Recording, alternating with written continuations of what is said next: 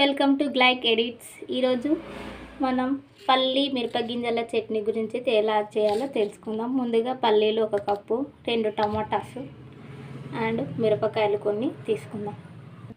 వీటిని కడిగి శుభ్రంగా పక్కన పెట్టుకోవాలి. ముందుగా పల్లీలని దోరగా ఆయిల్లో వేయించుకోవాలి.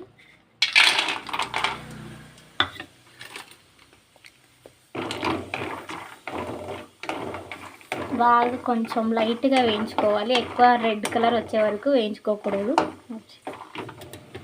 ఈ కలర్ వచ్చే వరకు వేయించుకోవాలి. తర్వాత స్టవ్ ఆఫ్.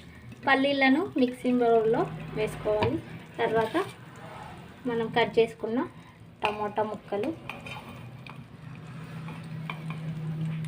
వేయాలి.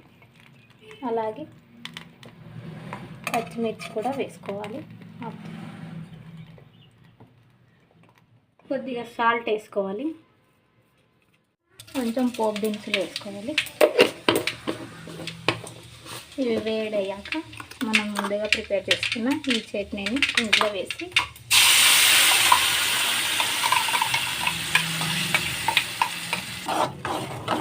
బాగా కలుపుకోవాలి. ఈ ఆయిల్ అనేది బాగా పైకి తేలే వరకు కొంచెం మగ్గి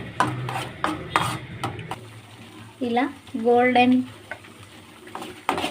కలర్ చేంజ్ అయింది కదా, ఇలా ఆయిల్ పైకి తేలే వరకు పెట్టుకొని ఆఫ్ చేసుకోవాలి. ఇది చట్నీ దోశ, ఇడ్లీ, పూరి లాంటి ఏ దాంట్లోకైనా కూడా మంచి టేస్టీగా అనిపిస్తుంది. ఈ చట్నీ కింద మీకు నచ్చితే లైక్ చేసి, షేర్ చేసి, సబ్స్క్రైబ్ చేయండి.